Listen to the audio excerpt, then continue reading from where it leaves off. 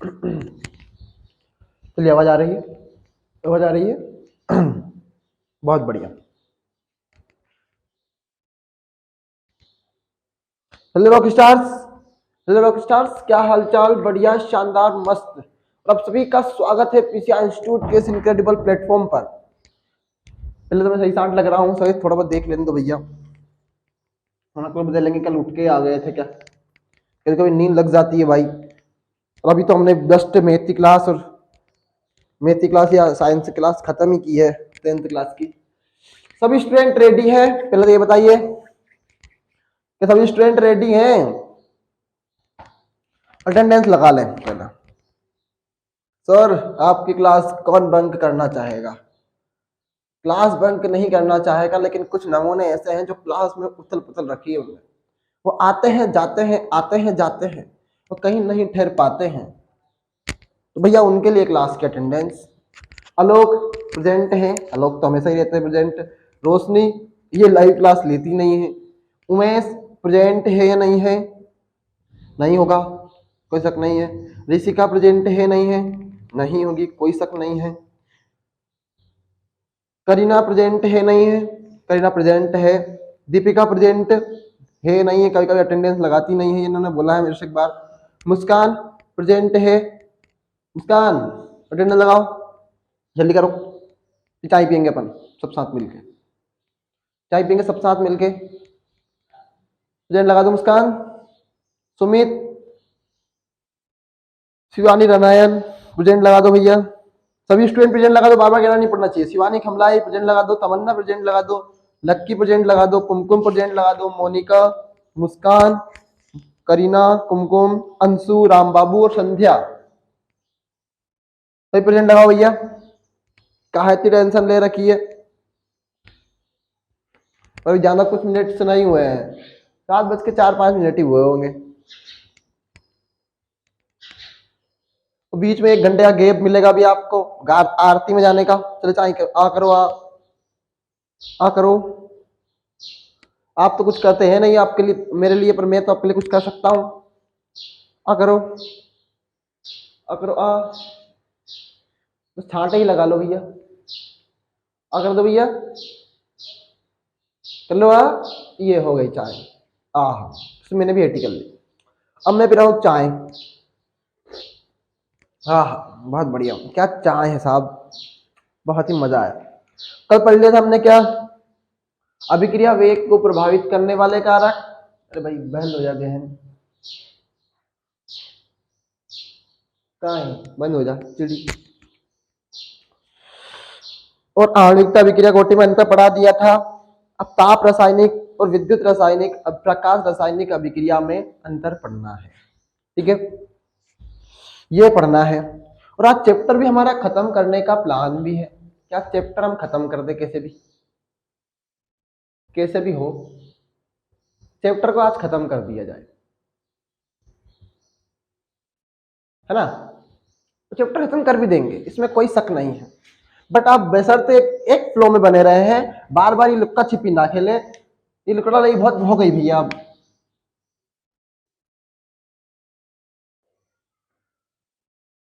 ताप रासायनिक सेल और विद्युत रासायनिक सेल,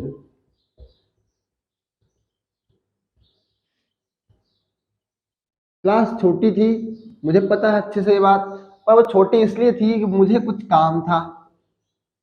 लेकिन उसके बाद मैंने बायोलॉजी क्लास बड़ी भी ली थी, उसमें मैंने ग्रिफिथ का प्रयोग पढ़वाया था।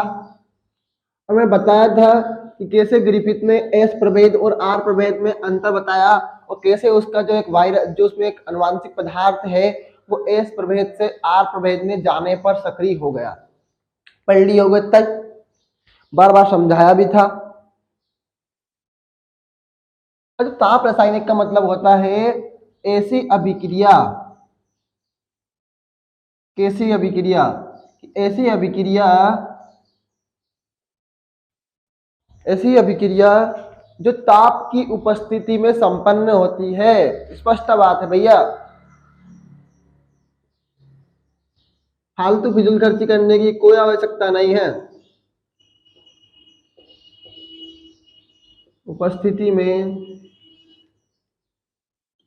मैं तो उसी विजन से आया हूं इस दुनिया में, फालतू फिजूल खर्ची ना करूं, ना करवाऊं, जो ताप की उपस्थिति में संपन्न होती है। अभी बहुत लोगों का दुश्मन बन जाऊंगा मैं इस बात से, मुझे पता है अच्छे से ये बात।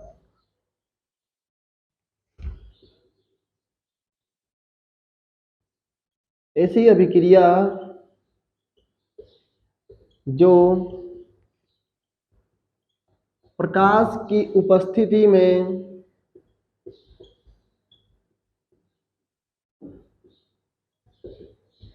संपन्न होती है।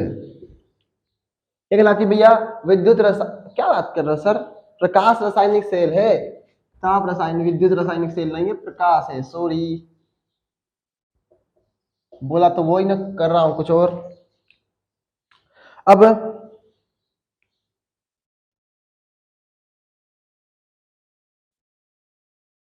इन पर प्रकाश का कोई प्रभाव नहीं पड़ता। भाई सही बात है, अगर कोई जो चीज ताप के पश्चिम संपन्न हो रही है, उन पर प्रकाश का क्या प्रभाव पड़ेगा? इन पर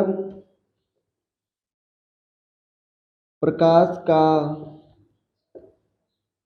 कोई प्रभाव नहीं पड़ता।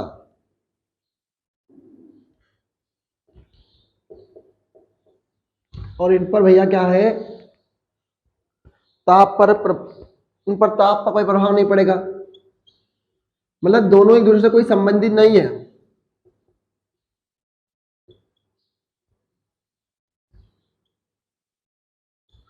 प्रभाव नहीं पड़ता है, ठीक है।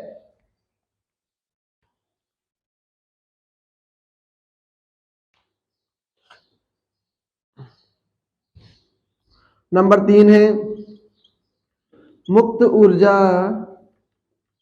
परिवर्तन के मान में कमी होती है। अब समझाऊंगा इसको।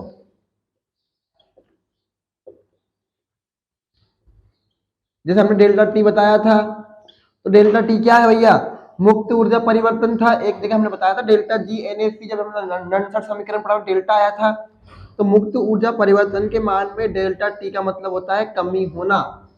तो मुक्त ऊर्जा परिवर्तन के मान में क्या होती है, कमी होती है, और इधर क्या होती है भैया, वृद्धि होती है।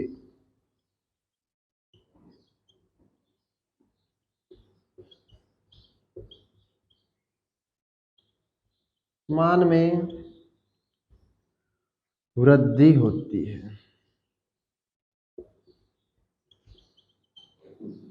क्या होती है, वृद्धि होती है। आएगा नहीं आएगा अलग बात है, पर करना इसे इंपॉर्टेंट था तो कर लिया।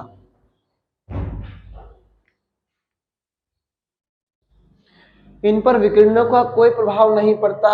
स्पष्ट बात है, अगर कोई भी चीज ताप हो रही है, ताप में संपन्न हो रही है, तो उस पर विकिरण कहां से आए? क्या आसमान से टपके खजुश में से आके लटके, वो वाला सिस्टम बिल्कुल नहीं होगा, ठीक है। तो इन पर विकिरण का कोई प्रभाव नहीं पड़ेगा, सही बात है।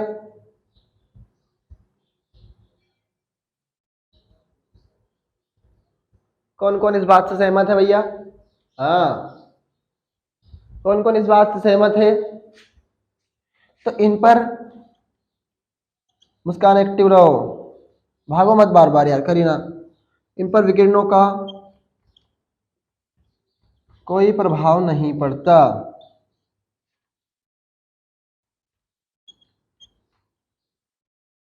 और इन पर पड़ता है, पर क्योंकि इनमें के प्रकाश की उपस्थिति संपन्न हो रही है, प्रकाश सूर्य से आता है और सूर्य करते हैं किरणें देते हैं, तो इन पर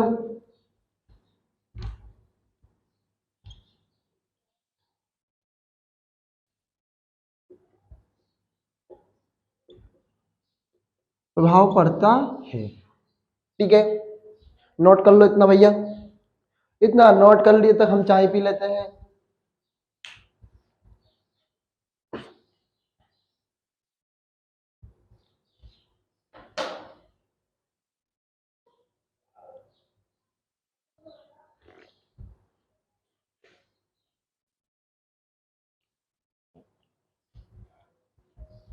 चलिए,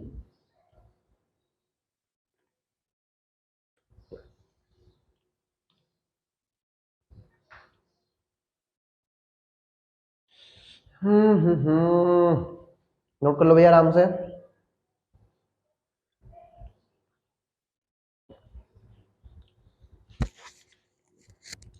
बाबा लुक्का छुपी मत खेलो है, तुम्हारे घर में अच्छी तुम्हारा घर वालों के साथ लुक्का छुपी खेल रहे हो घर वालों के साथ, वही बहुत है। यहाँ तो खुद से बेईमानी मत करो भैया है।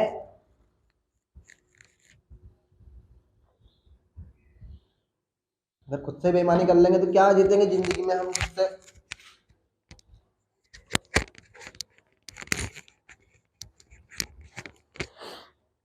टेंथ वालों ने मेरे को इतना दिमाग खराब कर दिया था, पांच छह लोगों ने। मैंने बोल दिया अगर पढ़ना है तो पढ़ो ना, ग्रुप से हटो भैया, कोई आवश्यकता नहीं है तुम्हारी ग्रुप में मेरे को। अगले दिन से नमूने जुड़ गए सारे, नाटक थे रोज के रोज पढ़ने के उनके। पढ़ने के लिए आपको भरोसा आपके लिए कर रहे हैं वाली बात तो ये। टक्कर सिद्धांत समझा दिया था मैंने, थोड़ा बहुत कम समझाया था। बट क्या कह रहे थे टक्कर सिद्धांत में कि अभिक्रिया संपन्न होने के लिए अभिकारक अणुओं के मध्य टक्कर होना चाहिए। अब मान लो दो तत्व आपस में नहीं जुड़ेंगे और दो तत्वों में आपस में टक्कर नहीं होगी तो उत्पाद भी नहीं बनेगा, सही बात है। अब टक्कर प्रभावी होना चाहिए, क्या होना चाहिए भैया, टक्कर प्रभावी होना चाहिए अथवा रासायनिक अभिक्रिया संपन्न नहीं होगी। अब मान लो दोनों ललंग पलंग है भैया, एक इधर टकरा रहा है इधर टकरा रहा है, बताओ दोनों भड़काएंगे तो भी कुछ नहीं होगा, क्यों, भैया टक्कर प्रभावी नहीं हो रही है। टक्कर प्रभावी होना चाहिए तब क्या होता भैया, सके अभिक्रिया रासायनिक अभिक्रिया संपन्न हो सके। फिर टक्कर प्रभावी होने के बावजूद अभिक्रिया तब तक संपन्न नहीं होगी जब तक उसके पास क्या नहीं हो, इतनी ऊर्जा नहीं हो कि वह सक्रिय संकुल बना सके। क्या उसके पास इतनी ऊर्जा ना हो, इतनी ऊर्जा हो कि वह सक्रिय संकुल ना बना सके। तो कहने का मतलब ये है कि एक किसी का एक्सीडेंट हो रहा है, दो व्यक्तियों का एक्सीडेंट हो रहा है आसपास में। अब एक्सीडेंट कराने के लिए पहले तो गाड़ियां चाहिए, क्या चाहिए, गाड़ियां चाहिए। तो हम कह रहे हैं कि भैया टक्कर होने के लिए क्या भैया, सॉरी, हाँ कह रहे हैं हम क्या टक्कर संपन्न होने के लिए अभिकारक अणु मतलब दो गाड़ियां अभिकारक अणु है टकराना चाहिए। अब अच्छा एक्सीडेंट होने के लिए क्या होना चाहिए भैया, दोनों को जोश टकराना चाहिए। अब डॉक्टर के पास जाने के लिए क्या होना चाहिए, उनके पास इतनी ऊर्जा होना चाहिए कि वो बीच में दम ना तोड़े, और इतनी ऊर्जा रहना चाहिए कि डॉक्टर के पास चले जाए, तभी तो डॉक्टर पट्टी करेगा, वरना पट्टी नहीं करेगा। तो हमारा लक्ष्य क्या था, डॉक्टर के पास जाके पट्टी करवाना। समझ में आया किसको ये बात, कमेंट करो भैया जल्दी जल्दी, लकी कमेंट करो, कमेंट करो भैया जल्दी जल्दी। कर लिया नोट इसको, नोट हो गया क्या, नोट हो गया क्या, हो गया होगा। और नोट करते रहो, मुस्कान एक्टिव है, ठीक है मिटा देता हूं भैया।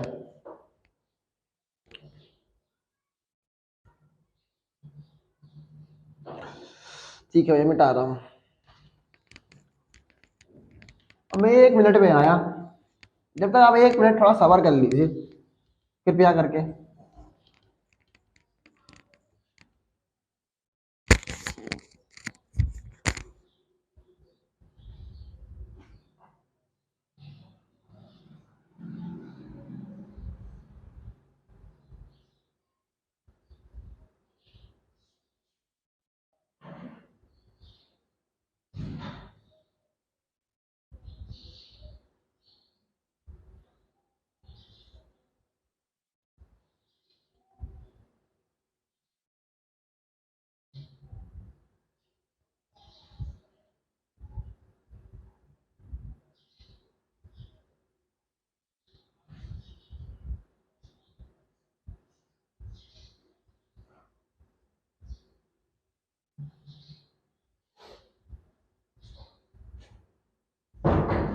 ठीक है चलिए, बहुत शानदार, बहुत बढ़िया, लाजवाब। अब थोड़ा बढ़ते हैं आगे और पढ़ते हैं आगे। अगली हेडिंग है हमारी सेल स्थिरांक। क्या है अगली हेडिंग हमारी, सेल स्थिरांक।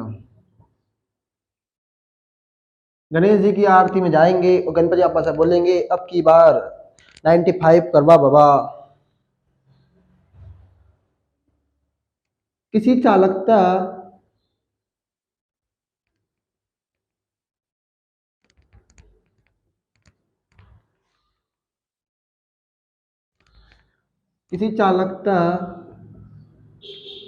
सेल के इलेक्ट्रोडों, मुझे पता है क्वेश्चन तुम्हारा रह गया है होमवर्क वाला, करवा देंगे भैया। इलेक्ट्रोडों के बीच की दूरी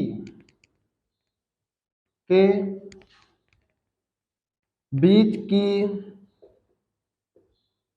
दूरी कह रहा है किस चालकता सेल के इलेक्ट्रोडों के बीच की दूरी एल। अब दूरी को मापते हैं हम एल से ही मापते हैं, डी से मापना चाहिए मेरे सामने। तथा एक इलेक्ट्रोड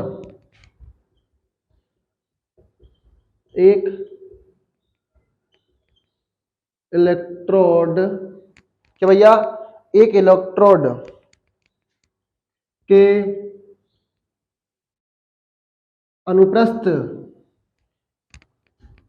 काट का क्षेत्रफल, वो तुम फिजिक्स में पढ़ के आए हो, इनमें कोई शक नहीं है। ए अनुप्रस्थ काट का क्षेत्रफल ए के अनुपात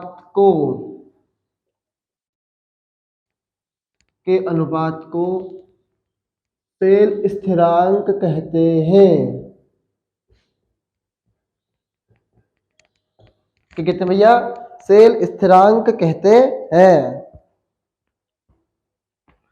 ठीक है, अब भैया सेल स्थिरांक दर्शाते हैं एक्स से, और हमने बोला है किससे? एल बट्टे ए। तो मतलब क्या कह रहे हैं भैया, किसी चालकता सेल के इलेक्ट्रोडों के बीच की दूरी एल और किसी तथा एक इलेक्ट्रोड के अनुप्रस्थ काट का क्षेत्रफल ए, और यह अनुपात ही तो है, ये बीच बट्टा क्या है आपका? अनुपात है, तो इसे क्या कहेंगे? सेल स्थिरांक कहेंगे। कोई लॉजिक नहीं है इसमें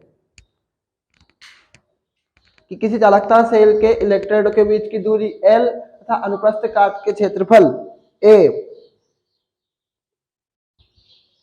अनुपात को क्या कहते हैं? सेल स्थिरांक कहते हैं।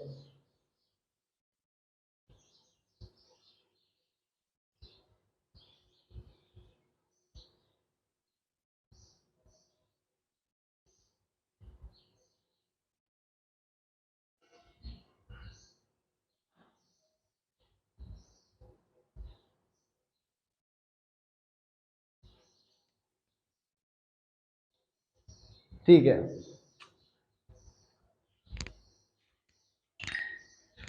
अब भैया विशिष्ट चालकता और सेल स्थिरांक में संबंध बहुत बार आया हुआ क्वेश्चन है, इसलिए करेंगे। ठीक है, इसलिए क्या करेंगे भैया, इसको करेंगे अपन।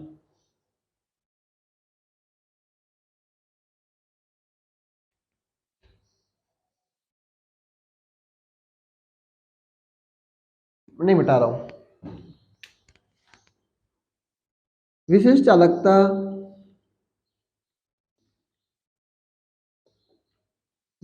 तथा प्रतिरोध में संबंध, कि विशिष्ट चालकता तथा प्रतिरोध में संबंध करेंगे अपन, है ना। किसी चालक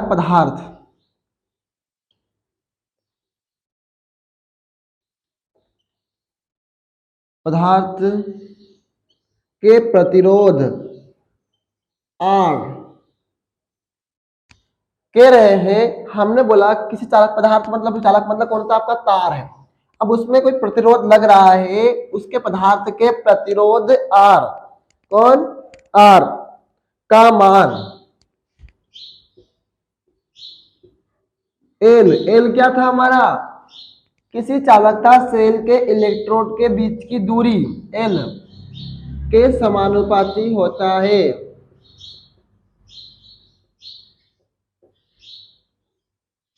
क्या होता है भैया? के समानुपाती होता है, तथा अनुप्रस्थ काट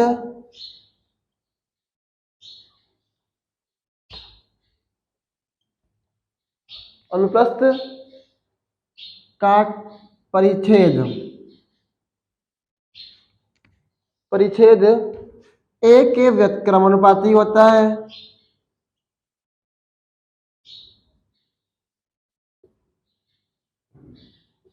होता है। अब बोल दिया भैया, पूरी कहानी आपके सामने। कहानी हेडिंग तो हमारी यह है कि भाई फिर वापस लक्का छिपी। कितने गरीब हो रहे तुम है। आज 2 घंटा नहीं निकाल सकते पढ़ने के लिए, तो क्या ही निकाल लोगे बेटा। भूल जाओ कि फिर लक्ष्य मिल जाए तुमको। विशिष्ट आयतन प्रतिरोध में संबंध किसी चालक पदार्थ के प्रतिरोध आर। क्या भैया, किसी चालक पदार्थ के प्रतिरोध आर का मान एल के समानुपाती होता है। ठीक है, हमने बोल दिया क्या, आर समानुपाती एल। अब तथा अनुप्रस्थ काट के क्षेत्रफल के व्युत्क्रमानुपाती। व्युत्क्रमानुपाती मतलब 1/, मतलब अगर करूंगा मैं 1 × a, तो यही तो व्युत्क्रमानुपाती है। अगर इस एल के मल्टीप्लाई 1 में करेंगे तो एल ही आएगा। तो हम क्या बोल रहे हैं, किसी अलग पदार्थ के प्रतिरोध आर। क्या भैया, आर का मान, भैया आर लिख दिया, का मान किसके समानुपाती है, एल के समानुपाती है। अब बोल रहे हैं अनुप्रस्थ काट का परिक्षेत्रफल, ये भी है ना, अनुप्रस्थ काट का क्षेत्रफल, परिच्छेद मत करो इसको, अनुप्रस्थ काट के क्षेत्रफल ए के व्युत्क्रमानुपाती होता है। तो मैं अगर 1 × a/a करूंगा या फिर l/a कर दूंगा तो कोई दिक्कत नहीं है उससे। अब समानुपाती का चिन्ह हटाएंगे तो रो एक नियतांक आएगा। रो क्या आएगा, एक नियतांक आएगा। और तुम अभी जस्ट पढ़ के ही आए हो l/a बराबर क्या होता है, l/a बराबर x होता है। तो इस l/x के स्थान पर क्या लिख देंगे अपन, x लिख देंगे। और मान किसका निकालना है सर, इस रो का निकालना है। क्यों, क्योंकि विशिष्ट आयता कौन है हमारी, नहीं, इसका नहीं निकालना है, इस x का मान निकालना है। तुम किसी का मान निकाल लो, बात कहानी में रो की निकालूंगा भैया। तो r/x यही संबंध है किसमें, विशिष्ट चालकता प्रतिरोध में संबंध है। कि विशिष्ट चालकता क्या होती है भैया, सेल स्थिरांक, विशिष्ट चालकता का मान सेल स्थिरांक के व्युत्क्रमानुपाती होता है। ठीक है, यहाँ पर आर प्रतिरोध है। उतार लो भैया, इतना समझ में ना आया हो तो मैं एक बार फिर समझा दूंगा।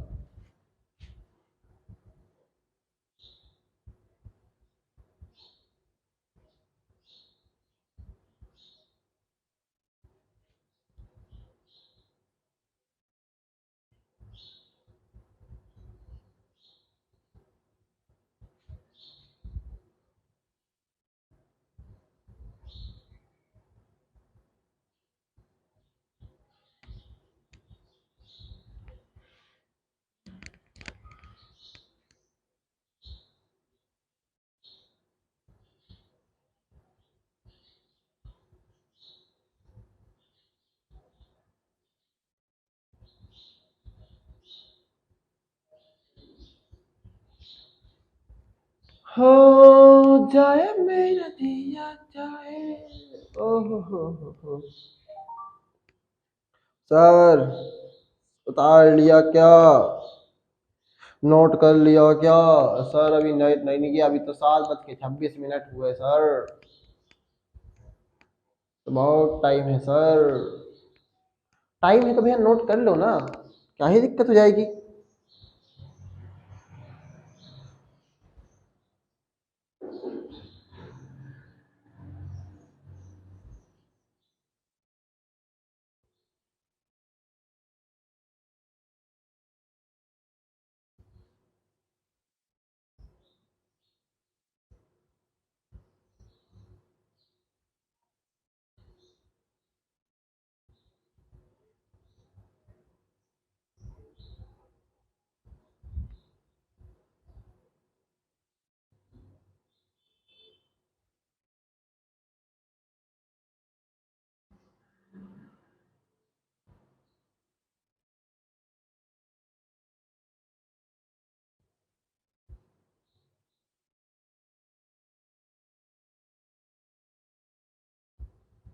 चलिए मैं समझा रहा हूँ इसी मकसद से कि अब भी हमारे कुछ स्टूडेंट डाउट में है साहब, बहुत सारे स्टूडेंट डाउट में है, कोई एक नहीं है, बहुत सारे डाउट में है।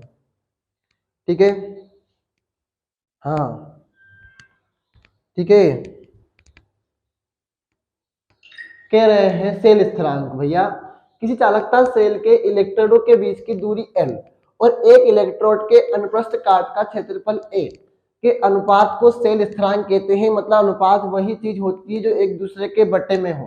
तभी जैसे मान लो मैं बोलता हूँ भैया कि मेरा 1/2 आंसर है तो वो 1:2 है, तो L बटे है तो वो L अनुपात A है। तो भैया क्या आया, अनुपात ही तो आया कि किसी चालकता सेल के इलेक्ट्रोडों के बीच की दूरी L। आलोक समझ में आ रहा है, लकी समझ में आ रहा है, मुस्कान समझ में आ रहा है, तमन्ना समझ में आ रहा है, ऋषिका समझ में आ रहा है, मोनिका समझ में आ रहा है, संध्या समझ में आ रहा है, अंशु समझ में आ रहा है, राम बाबू समझ में आ रहा है, करीना समझ में आ रहा है, आ रहा कि नहीं आ रहा भैया बताओ। तो क्या ही मतलब हो जाएगा पढ़ाने का इतने का, बताओ। अब विशिष्ट आयतन प्रतिरोध में संबंध, अब बार बार भावों का समझ में नहीं आएगा, एक बार टिक गए ना टिक गए, जो व्यक्ति वही समझेगा जो अंत तक लड़ेगा। फिर किसी चालक प्रतिरोध के प्रतिरोध R का मान, अब R का मान निकाल रहे हैं तो R इज इक्वल टू में है, हाँ L के समानुपाती, समानुपाती L आ गया, और इसके अनुप्रस्थ काट के क्षेत्रफल के A के व्युत्क्रमानुपाती तो बट्टे A आ गया। अब समानुपाती का चिन्ह हटाया तो रो एक नियतांक आया, रो एक नियतांक आया। तो इससे पहले हमने देखा कि L बट्टे A बराबर हमने पढ़ के आए हैं x, तो ये x कर दिया, तो रो बराबर R बट्टे x, मल्टीप्लाई की चीज बट्टे में जाती है, तुम्हें अच्छे से पता है। ठीक है, बहुत बढ़िया, मैं मिटा देते हैं भैया, चैप्टर एंडिंग में चल रहा है, पहली बात तो ये है। अब आपके डाउट लिए जाएंगे, जिनके डाउट रहेंगे उनके, एक अभिक्रिया दर और दर स्थिरांक में अंतर। ये क्वेश्चन कहीं ना कहीं बहुत बार आया हुआ है, अब पढ़ देंगे इसको भैया।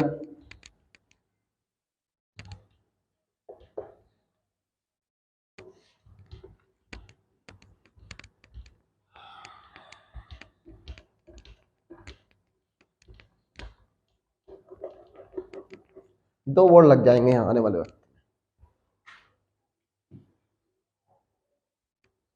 ठीक है, पढ़ते हैं आगे, बढ़ते हैं आगे, इसी मकसद से कि आप सभी स्टूडेंट नोट कर लिया हो, आप सभी एक्टिव है।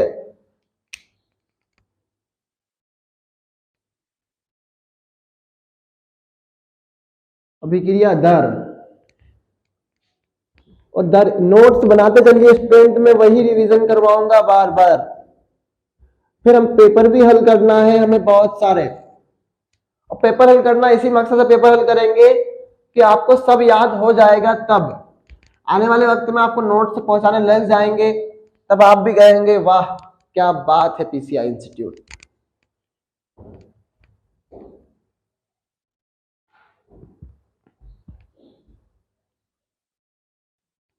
इकाई समय में, लिखते चलिए अभी, इकाई समय में, इकाई समय में अभिकारक के सांद्रण में। अब देखो ये तुम्हें अगर मजा नहीं आ रहा होगा क्लास में, तो एक कहानी एक सी है जो सबको मुझे सुनानी है। एक गांव में क्या हुआ भैया, 3 लोग रहते थे। अब मन से कहानी नहीं बनाई है, बनाना तो बहुत कुछ बना सकता था, पर सही साथ कहानी। 3 लोग रहते थे और ये लाइट डिस्चार्ज हो जाती थी, हर बार मैं यही कहता था। तो लाइट कम हो गई है, इसका कोई गम नहीं है, बस गम इस बात का है कि आप बस बार बार स्थिर नहीं है, और आपका स्थिर होना जरूरी है दर स्थिरांक की तरह, जिसका कोई समाकलन नहीं कर सकता।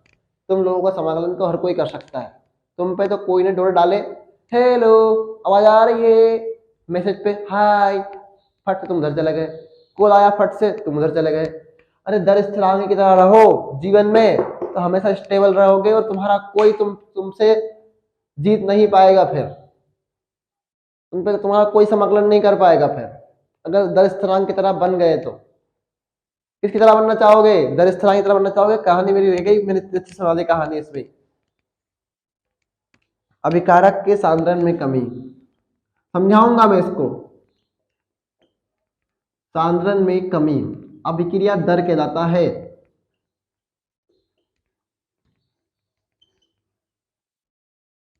मैंने बोला था मैं फील करवाऊंगा तो दोस्तों इस बात का बुरा मत मानना। दर स्थिरांक क्या भैया? दर स्थिरांक, एक मिनट भैया,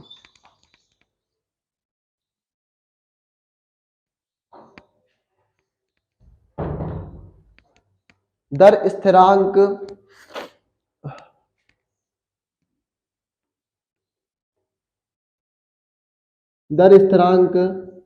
दर समीकरण के समानुपाती होता है।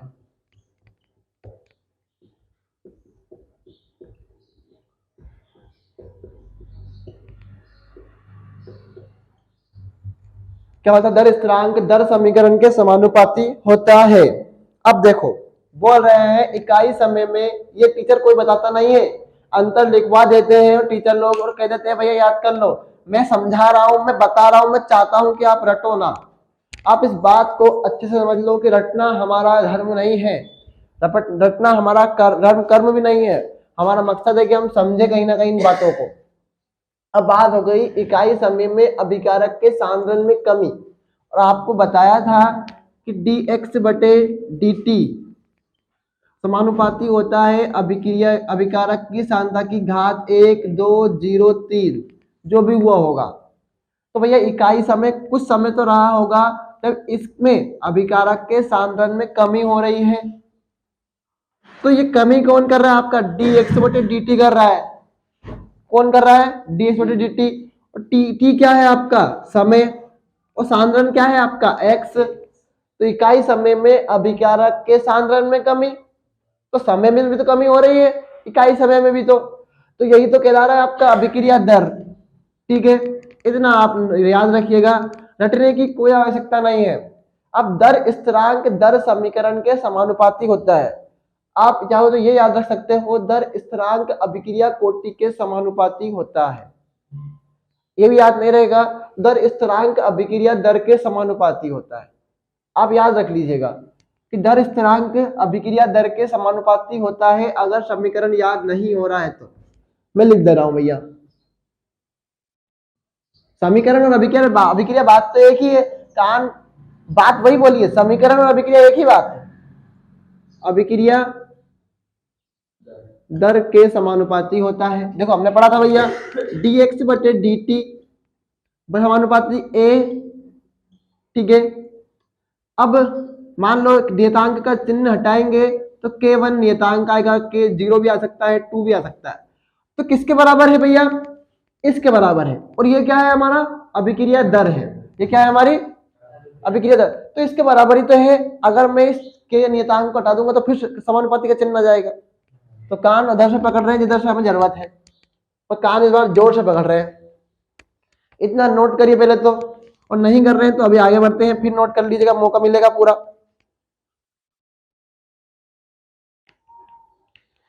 अब इसकी इकाई क्या होती है तुम्हें पता है, बताया भी था। इसकी इकाई मोल, लीटर इनवर्स और सेकंड इनवर्स होती है। अब इसकी इकाई क्या होती है? इसकी कोई इकाई नहीं होती है। ये तो किस पर निर्भर करता है? अभिक्रिया दर पे, अभिक्रिया कोटि पर निर्भर करता है कि वो कैसी है, 1 है, 2 है या 3 है। अभी कुछ ज्यादा टाइम नहीं हो रहा है, गणेश जी की आरती में जाने का सबको मौका मिलेगा, तुम ही नहीं, मैं खुद जाऊंगा। ठीक है, मैं क्या बोल रहे भैया? दर स्थिरांक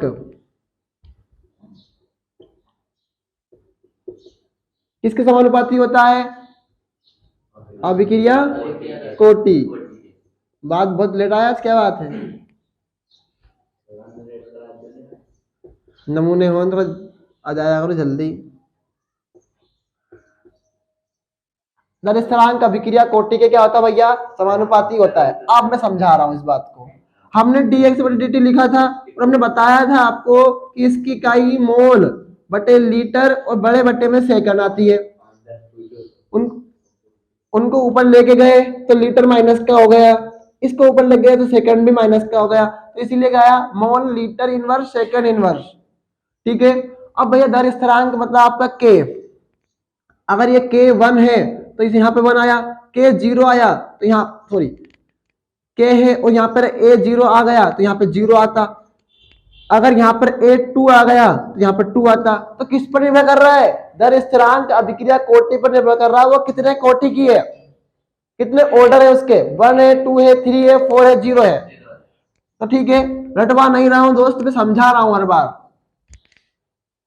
लकी एक्टिव है, मुस्कान एक्टिव है, डी इस्माइल सेन एक्टिव है, संध्या वर्मा एक्टिव है। ठीक है, बहुत बढ़िया। अभी तो कुछ अतुल सागवालिया जी भी कोई आए थे और हेमंत जीटी जी, आपसे निवेदन है आप कमेंट बॉक्स में बिल्कुल भी ना अटेंडेंस लगाए, आपकी प्रेजेंट लगाना ही है तो लाइव चैट में आकर लगाइए भैया। क्यों व्यवस्था कर रखी पीसीआई नहीं है वाली। देखो अब बताया था इन लोगों को, बताना भैया साम्य अवस्था पर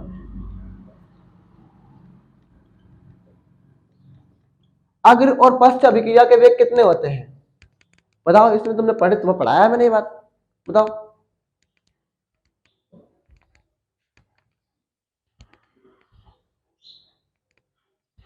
बताओ साम्य अवस्था पर अग्र और पश्च, जो कोचिंग गए वो बता दो जनाब। तो फिर तुम इतना ही तुर्रम खा बन रहे हो तो अग्र व पश्च नमूने होने बताया था, अभिक्रिया के वेग बराबर होते हैं। क्या होते हैं? वेग बराबर होते हैं। हाँ, वेग बराबर होते हैं, समझाऊंगा इस बात को। नंबर 4 है, हाँ आ जाओ बस। आज मैथ की क्लास भी है, 7 से 8 में मैथ की क्लास रखी गई, सॉरी 8 से 9 में आपकी मैथ की क्लास रखी गई, 8 से 9 में मैथ की क्लास रखी गई है। सभी स्टूडेंट उसी फ्लो में क्लास को ज्वाइन करेंगे। 10th वाले के लिए कह रहा हूँ भैया, नहीं है शायद क्लास कैंसिल भी हो गई होगी, क्लास कैंसिल भी हो गई होगी, कोई बड़ी बात नहीं है ना। तो भैया क्या है भैया, अगली हेडिंग है साम्य अवस्था पर। ये लाइट है तुम्हारे उसी तरह है जैसे तुम आते आते रहते हो ना, तो कभी लिपक कभी झुपक हो रही है, कभी तेज हो रही है, कभी कम हो रही है। वैसे तुम है भैया, 7-8 कहानी ही चल रही है, 7-8-9 आएंगे आएंगे हे फिर चले जाएंगे, नमूने होने एक से एक। साम्य अवस्था पर अग्र और पश्च, अग्र और पश्च अभिक्रिया वेग दर नियतांकों के अनुपात, है ना, ये पढ़ा था नहीं अपन ने? अभिक्रिया वेग के नियतांकों का अनुपात क्या कहलाता है? साम्य स्थिरांक। ये उस दिन में समझाया था,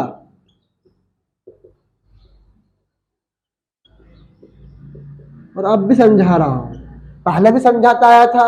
एक ही फ्लो में क्लास लो, जुड़ गए तो जुड़ गए। एक कहानी सुनी होगी, जुड़ गई मेरी अखियां तुझसे जुड़ गई। तो भाई जोड़ लो ना अखियां को बोर्ड से, फिर काहे बार बार पीछे टमटमाते रहे हैं? अब भैया क्या हुआ, एक अभिक्रिया है ठीक, प्लस बी एक अभिक्रिया, अभिकारक है। जो इधर की साइड आए एरो की साइड, वो अभिकारक होते हैं। अभी हम टक्कर सिद्धांत भी जस्ट हमने पढ़ा था, हमने बताया था कि अभिकारक अणु, तो ये अभिकारक अणु तो है। अब 2 क्वेश्चन करा रहा हूं एक क्वेश्चन में, ठीक है, 2 क्वेश्चन करा रहा हूं एक क्वेश्चन में, बनेगा क्या आपका ए बी।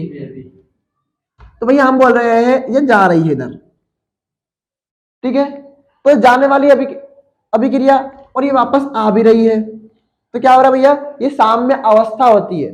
तो जाने वाली अभिक्रियाओं का वेग और आने वाली अभिक्रियाओं का वेग बराबर हो तो साम्य अवस्था कहते हैं। क्या कहते हैं उसे?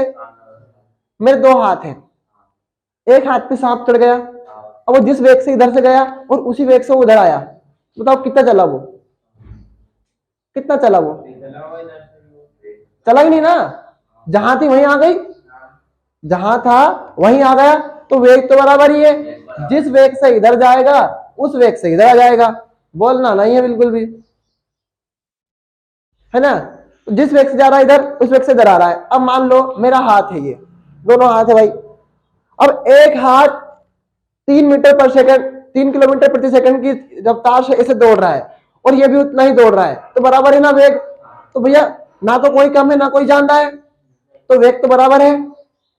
मैं क्या समझा पा रहा हूं, साम्य अवस्था, क्योंकि मैं दौड़ रहा हूं और मेरे दोनों हाथ बराबर चल रहे हैं, तो साम्य अवस्था है वो कि जब अग्र अभिक्रिया और पश्च अभिक्रिया का वेग बराबर हो जाए उसे बोलते हैं क्या, साम्य स्थिरांक, साम्य अवस्था। साम्य अवस्था पर अब अभिक्रिया दर चल रहा है, यहाँ क्या चल रहा है, दर स्थिरांक नहीं चल रहा है, क्या चल रहा है, अभिक्रिया दर चल रहा है।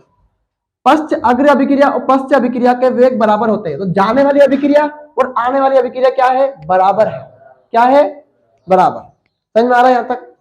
अब यहाँ की कहानी, साम्य अवस्था पर वापस वही कहानी है कि जाने वाली अभिक्रिया और आने वाली अभिक्रिया बराबर।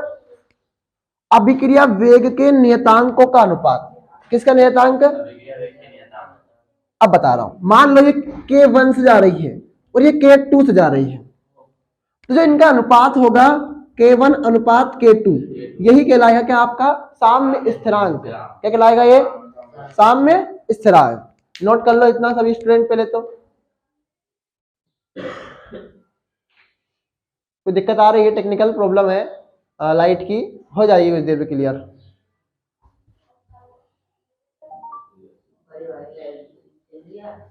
बस हो गई भैया, मोबाइल तो दूर, अपने जान हाजिर है, पहली बात तो पढ़ते हैं नहीं फिर भी अपन, यही दिक्कत देता था किसी दिन मुझे बहुत ज्यादा। नोट तो कर ले सभी, फिर आगे बढ़ते हैं थोड़ा सा। और लपा छिपी हो गई क्योंकि पूरी लोटा लाई, मैं जीत गया, फिर वापस जीतेगा तुम्हारा टीचर ही, एक बात भी याद रखो, तो निश्चित है जीतेगा टीचर ही, ये बात निश्चित है अच्छे से। फिर भी तुम लोग लाई खेल रहे हो हैं टीचर के साथ।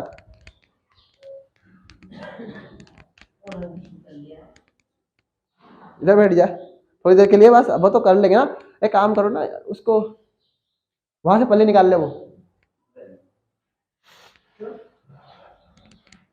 थोड़ा जल्दी आ जाया करो यार, कोशिश करो। देखो यही 12वीं है, यही संघर्ष है, कर लो। बाद में तुमसे कोई नहीं बोलेगा भैया आ जाओ रे, ऐसे लाला खड़े वाला करते थे बस, तुम सुनते ऐसे, उधर के पानी है सारा।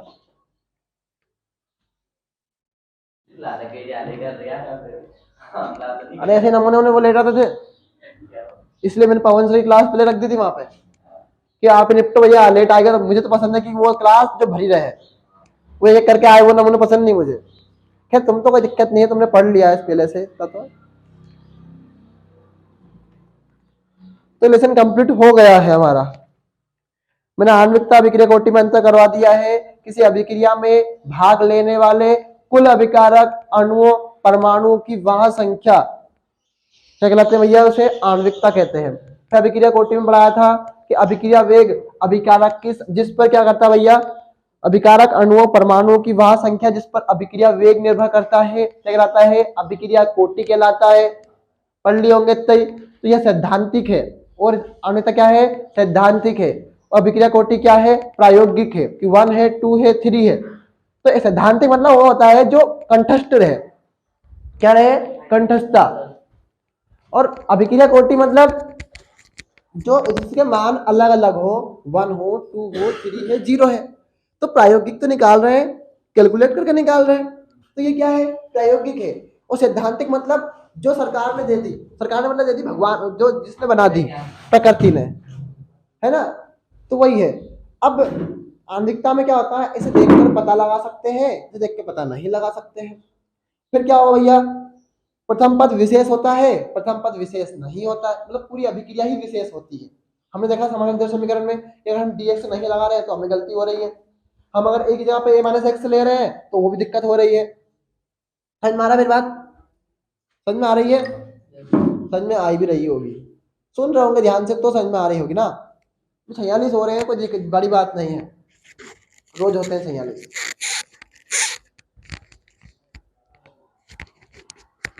अब है क्या, अगला लेसन हमारा, और लेसन खत्म होता है भैया। आहीनेस समीकरण नहीं करवाया सर आपने, अब आहीनेस समीकरण लिखवा देता हूं मैं। K बराबर AE माइनस EA/RT। तो समीकरण लिख लो। आहिन्य समीकरण बहुत IMP है, बहुत बार एक बार शब्द में पूछा गया है।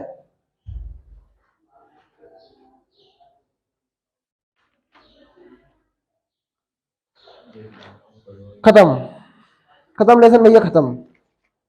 और हम अगला अध्याय स्टार्ट करेंगे D ब्लॉक और F ब्लॉक। स्टूडेंट मैं आपको बताना चाहता हूं, संक्रमण तत्व किसे कहते हैं, तो D ब्लॉक है। F ब्लॉक क्या है, अंतर संक्रमण तत्व है। D ब्लॉक और F ब्लॉक में अंतर आता है हर साल, लेंथेनाइट और एक्टिनाइट में अंतर आता है। अब D ब्लॉक के तत्व अनुचुंबकीय प्रकृति के होते हैं, क्यों? D ब्लॉक के तत्व प्रतिवर्ती संयोजकता दर्शाते हैं, क्यों? जैसे क्वेश्चंस आपके उसमें हर बार आए हुए हैं। फिर इसमें से ही एक आता है आपके उसमें कि मिश्र धातु किसे कहते हैं, मिश्र धातु किसे कहते हैं। हाँ, बहुत बढ़िया। ठीक है, मिश्र धातु किसे कहते हैं। अब मिश्र धातु क्या होती है, दो या दो से अधिक धातुओं के समांगी मिश्रण को मिश्र धातु कहते हैं। मत लगाओ तो ठीक है, सभी स्टूडेंट कोऑपरेट हो रहे हो, यहाँ के कोरिलेट हो रहे हो, बहुत बढ़िया। अब अगली कहानी कहां से है भैया, और क्या क्या आएगा इसमें पढ़ेंगे हम, सब बता तो दिए मैंने। बहुत छोटा लेसन है और लगभग 3 दिन का चैप्टर है। 3 दिन बाद यह चैप्टर खत्म हो जाएगा और हम नया अध्याय स्टार्ट करेंगे। कौन सा, उप सह संयोजी यौगिक। उसमें भी कुछ नहीं पढ़ेंगे हम, कीलेट के बारे में पढ़ेंगे। फिर हट गया क्या ये भी, उप सह संयोजी यौगिक तो नहीं हटा है। तो लगभग हमारी 6 दिन की इनऑर्गेनिक है, अब 6 या 7 दिन की। तो इस हफ्ते में हमारी इनऑर्गेनिक गई, अगले हफ्ते से हम ऑर्गेनिक पढ़ेंगे। अगले हफ्ते से क्या करेंगे, हम ऑर्गेनिक पढ़ेंगे। तो पहले सभी स्टूडेंट एक मेरी बात सुन लीजिएगा। इस आप देखेंगे जो आपका ये कमेंट ये है डिस्क्रिप्शन देखेंगे आप, तो उसमें सबसे पहले आपको एक लिंक दी जाएगी, कौन सी, 90 सूत्र की। मैं रटवा नहीं रहा हूं, पर आप एक बार पढ़ लेना। 7 दिन आपके पास है, अब अगर थोड़ा थोड़ा पढ़ेंगे तो आपको सारा याद हो जाएंगे। और 7 दिन में मैं आपसे चाहता हूं आप उनको रटे ना, आप एक बार दिन में एक बार पढ़ ले, बस एक बार। तो कृपया करके निवेदन है सभी स्टूडेंट से कि 7 दिन बाद हमारी ऑर्गेनिक स्टार्ट होगी और 7 दिन बाद हम बिल्कुल फील करेंगे केमिस्ट्री को और भी बेहतर तरीके से। अब ऐसा नहीं है कि फिजिकल हमें समझ में नहीं आई तो मुझे छोड़ देंगे, मैं फिर बीच बीच में डोज देता रहूंगा, कभी एक्स्ट्रा क्लास लेके, कभी 4 घंटे 5 घंटे क्लास लेके, पर बसंत आप सही PCI इंस्टीट्यूट के साथ बने रहें। हमारा मकसद है कि हम 95 बनाएंगे और विश्वास रखिए केमिस्ट्री में आपसे बाहर कुछ नहीं जाएगा, और एक विश्वास की जरूरत भी है कहीं ना कहीं। फालतू में फिजूलखर्ची मत कीजिए, मेरा आपसे फिर विनम्रता निवेदन है, अगर ज्यादा ही पैसे है तो मुझे दे दीजिए, मुझे बहुत जरूरत है, आई एम बहुत गरीब आदमी। ठीक है, ज्यादा पैसे तुम्हारे पास, ज्यादा पैसे दे दो मेरे को। ए रंग सरबतों का बंद कर ले इसको, ज्यादा ही पैसे हैं दे दो मेरे को। मैंने देखा, मैंने बहुत स्टूडेंट से बात भी की है, और वो केमिस्ट्री क्लास अपने यहाँ पढ़ रहे हैं भैया, उसी फ्लो में पढ़ा रहा हूँ जिस फ्लो में आपका पेपर आने वाला है। तो हाथ जोड़ के निवेदन है, पहली बात तो स्टेबल रहो इस क्लास में, दूसरी बात फालतू फिजूल खर्ची मत करो। अगर फिर भी फिजूल खर्ची करना है तो मेरे को दे दो भैया पैसे, I am very requirement for this. नहीं भैया ऐसी कोई जरूरत नहीं है मुझे पैसे ही नहीं चाहिए तुम्हारा, तुम तुम्हारा ही रखो। अगर चाहिए होता तो फिर ऑफलाइन कोचिंग खोल लेता और बहुत बड़ा एम्पायर खड़ा कर लेता, लेकिन नहीं, धंधे को बंद करना है तुम्हारे।